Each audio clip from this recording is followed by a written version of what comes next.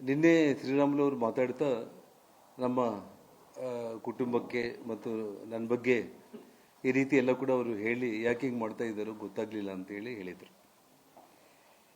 ತಮಗೆಲ್ಲ ಕೂಡ ಗೊತ್ತಿರೋ ವಿಷಯಗಳಾದರೂ ಕೂಡ ಒಂದೇನೆಂದರೆ ಜನಾರ್ದನ್ ರೆಡ್ಡಿ ಶ್ರೀರಾಮುಲು ಅವ್ರ ಬಗ್ಗೆ ಹೇಗೆ ಏನು ಅನ್ನೋದನ್ನ ಅಖಂಡ ಬಳ್ಳಾರಿ ಜಿಲ್ಲೆ ಜನತೆಗೆ ಗೊತ್ತು. ಬಳ್ಳಾರಿಯಲ್ಲಿ ಪ್ರತಿಯೊಂದು ಮನೆಗೆ ತಾವು ಹೋದರೆ ಮಾಧ್ಯಮ ಸ್ನೇಹಿತರು ಕತೆಗಳಾಗಿ ಏನು ಬಳ್ಳಾರಿಯಲ್ಲಿ ಹೇಗೆ ಶ್ರೀರಾಮುಲು ಅವ್ರನ್ನ ಬೆಳೆಸಿದ್ದು ಜನಾರ್ದನ್ ರೆಡ್ಡಿ ಅನ್ನುವಂಥ ವಿಚಾರಗಳಾಗಿರ್ಬೋದು, ಬಳ್ಳಾರಿ ಜಿಲ್ಲೆ ಸುತ್ತಮುತ್ತಲಿನ ಜಿಲ್ಲೆಗಳಾಗಿರ್ಬೋದು, ಇಡೀ ಕರ್ನಾಟಕದ ಜನತೆಗೆ ಒಂದು ಮಾತಲ್ಲಿ ಹೇಳಬೇಕು ಅಂತಂದ್ರೆ ಯಾವ ರೀತಿ ಏನು ಜನಾರ್ದನ್ ರೆಡ್ಡಿ ಅನ್ನೋ ವಿಷಯ ಗೊತ್ತು.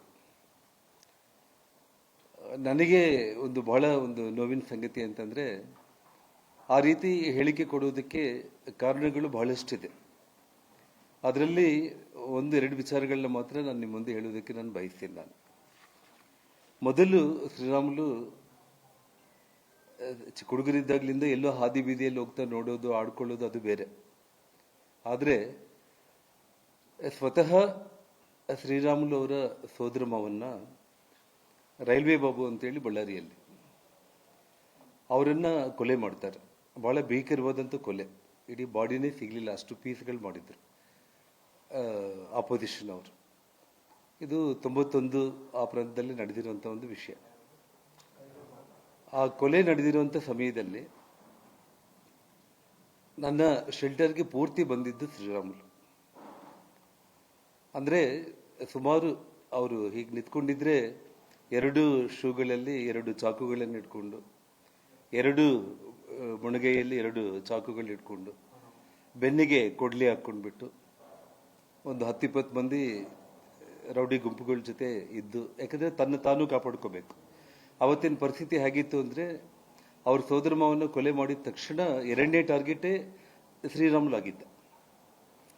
ಆ ಸಮಯದಲ್ಲಿ ನನಗೆ ಬಹಳ ಮಂದಿ ಸ್ನೇಹಿತರು, ಅಂದ್ರೆ ನನಗೂ ಶ್ರೀರಾಮುಲ್ಗೂ ಕಾಮನ್ ಫ್ರೆಂಡ್ಸ್ ಏನಿದ್ದಾರೆ, ಹೇಗಾದ್ರೂ ಮಾಡಿ ಶ್ರೀರಾಮುಲ್ನ ಕಾಪಾಡ್ಕೋಬೇಕು, ಇಲ್ಲ ಅಂತಂದ್ರೆ ಅವರು ಮುಗಿಸ್ಬಿಡ್ತಾರೆ ಅಂತಂದಾಗ ನಾನು ವ್ಯಾಪಾರ ವ್ಯವಹಾರಗಳಲ್ಲಿ ಇದ್ರೂ ಕೂಡ ಅವತ್ತು ರಾಜಕೀಯವಾಗಿ ತುಂಬಾ ಪ್ರಬಲವಾಗಿ ಬಹಳ ಬಲಿಷ್ಠರಾಗಿರುವಂಥ ಒಂದು ಕುಟುಂಬಗಳು, 40 ವರ್ಷ ಬಳ್ಳಾರಿನ ಆಳಿರುವಂಥ ಕುಟುಂಬಗಳ ವಿರುದ್ಧ ಶ್ರೀರಾಮುಲು ಅವ್ರನ್ನ ಜೊತೆಯಲ್ಲಿ ಇಟ್ಕೊಂಡು ನಮ್ಮ ಮನೆಗೆಲ್ಲ ಕೂಡ ವಿರೋಧಿ ಗುಂಪುಗಳೆಲ್ಲ ಕೂಡ ಬಂದು ನೋಡಮ್ಮ ಒಂದು ಮಾತನ್ನ ಹೇಳ್ತಾ ಇದ್ದೀವಿ, ನಿಮ್ಮ ಮಗ ಯಾರು ಸಹವಾಸ ಮಾಡ್ತಾ ಇದ್ದಾನೆ, ಅವ್ರ ಮಾವನ್ನ ಮುಗಿಸಿದೀವಿ, ಅವನ್ನ ಕೂಡ ಮುಗಿಸ್ತೇವಿ, ನಿಮ್ಮ ಹುಡುಗರು ಯಾಕೆ ಅವನ್ನ ಜೊತೆಯಲ್ಲಿ ಇಟ್ಕೊಂಡು ಓಡಾಡ್ತಾ ಇದ್ರೆ ಅಂದ್ರೂ ಕೂಡ ನಮ್ಮ ತಾಯಿ ಭಯದಲ್ಲಿ, ಅಂದ್ರೆ ಅವಾಗ ನಾವು ಕೂಡ ಅಷ್ಟು ದೊಡ್ಡ ಶ್ರೀಮಂತಿಕೆ ಅನ್ನೋದೇನು ಅಲ್ಲ, ಧೈರ್ಯ ಸ್ನೇಹ ಅಷ್ಟೇ.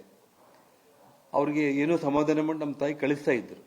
ಆಮೇಲೆ ನನ್ನ ಜೊತೆ ಮಾತಾಡೋ ಟೈಮ್ನಲ್ಲಿ ಅಲ್ಲಪ್ಪ ಅವರಿಗೆಲ್ಲ ಬಂದು ಹೇಳಿದ್ರು ಏನು ಮಾಡೋಣ ಅಂತಂದ್ರೆ, ಅಮ್ಮ ನೀನು ಹೇಳು ಹೇಗೆ ಮಾಡೋಣ ಅಂದ್ರೆ ನಿನ್ನ ಪ್ರಕಾರ ನಾವು ಹೋಗ್ತೀವಿ ಅಂದ್ರೆ, ಬೇಡ ಬಿಡು, ಅಷ್ಟು ಒಳ್ಳೆ ಹುಡುಗ, ಅವನ ಪ್ರಾಣ ಹೋಗುತ್ತೆ ಅಂತಂದ್ರೆ ಇವತ್ತು ಇರ್ತೀವಿ, ನಾಳೆ ಹೋಗ್ತೀವಿ, ನಾವೇನು 100 ವರ್ಷ 1000 ವರ್ಷ ಬದುಕಲ್ಲ, ಅವನು ನಂಬ್ಕೊಂಡು ಬಂದಿದ್ದಾನೆ, ಅವನ್ನ ಕಾಪಾಡ್ಕೊಂಡು ಹೋಗೋದು ನಿಮ್ಮ ಜವಾಬ್ದಾರಿ, ಏನೇ ಆಗಲಿ ಫೇಸ್ ಮಾಡೋಣ ಬಿಡು ಅಂತೇಳಿ ಅಷ್ಟು ಧೈರ್ಯ ನಮ್ಮ ತಾಯಿಗೆ.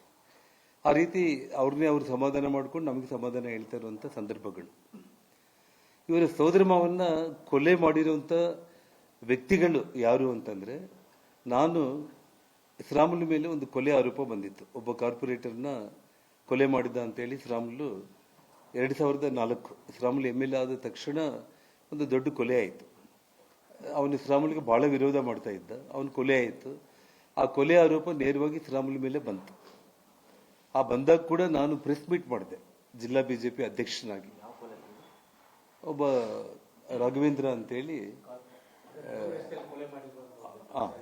ಯಾವ್ದಮ್ಮ ರಸ್ತೆಯಲ್ಲಿ, ಒಂದು ಮೇನ್ ರಸ್ತೆಯಲ್ಲಿ ಚುನಾವಣೆಯಲ್ಲಿ ಅವನು ತುಂಬಾ ವಿರೋಧ ಮಾಡಿದ ತಕ್ಷಣ ಚುನಾವಣೆ ಆದ ಒಂದೇ ತಿಂಗಳಿಗೆ ಅವನು ಮರ್ಡರ್ ಆದ. ಅವನು ಮರ್ಡರ್ ಆದ್ರೆ ಆ ಕೊಲೆ ಆರೋಪ ಮೇಲೆ ಬಂತು. ಅಂದಾಗ ನಾನು ಒಂದು ಪ್ರೆಸ್ ಕಾನ್ಫರೆನ್ಸ್ ಕೂಡ ಮಾಡಿದೆ. ನಾನು ಅಂದ್ರೆ ಅವರು ದಿವಾಕರ್ ಬಾಬು ಅವರ ಬ್ಯಾಕ್ಗ್ರೌಂಡ್ ಎಲ್ಲ ಹೇಳ್ಕೊಂತ, ಇಡೀ ನಿಮ್ಮ ಇತಿಹಾಸದಲ್ಲೇ ನೀವು ಎಷ್ಟೆಲ್ಲ ಕೊಲೆಗಳು ಮಾಡ್ತಾ ಬಂದಿದ್ರಿ, ಅದರಲ್ಲಿ ಶ್ರೀರಾಮುಲು ಅವರು ಸೋದರ ಮಾವನ್ನ ಕೂಡ ನೀವು ಕೊಲೆ ಮಾಡಿರುವಂಥದ್ದನ್ನು ಮಾತನ್ನು ಹೇಳಿದೆ. ಅದು ಡಿಫಾರ್ಮೇಷನ್ ಕೇಸು ಹಾಕಿದ್ರು, ಆ ಕೇಸು ಸುಮಾರು ಅಂದರೆ 20 ವರ್ಷಗಳ ನಂತರ ಮೊನ್ನೆ ಕೋರ್ಟಲ್ಲಿ ಕ್ಲೋಸ್ ಆಯಿತು. ಮತ್ತು ಅದರ ಮೇಲೆ ಅವರು ಹೈಕೋರ್ಟ್ ಕೂಡ ಹೋಗಿದ್ದಾರೆ. ಆ ಕೊಲೆಗೆ ಫೈನಾನ್ಸ್ ಮಾಡಿದ್ದು ಸೂರ್ಯನಾರಾಯಣ ರೆಡ್ಡಿ ಅಂತೇಳಿ. ಈ ವಿಷಯ ನಾನು ಹೇಳುವಂಥದ್ದಲ್ಲ. ಶ್ರೀರಾಮುಲು ಅವರು ನಮ್ಮ ಮಾವನ್ನು ಕೊಲೆ ಮಾಡಿಸಿದ್ದು ದಿವಾಕರ್ ಬಾಬು ಅವರು, ನಾರಾಯಣ ರೆಡ್ಡಿ ಅವರು ಸೇರಿ ಸಂಪೂರ್ಣವಾಗಿ ಹಣ ಒದಗಿಸಿದ್ದು ಸೂರ್ಯನಾರಾಯಣ ರೆಡ್ಡಿ. ಇವತ್ತು ಅವರೆಲ್ಲ ಕಾಂಗ್ರೆಸ್ ಪಕ್ಷದಲ್ಲಿ ಇದ್ದಾರೆ.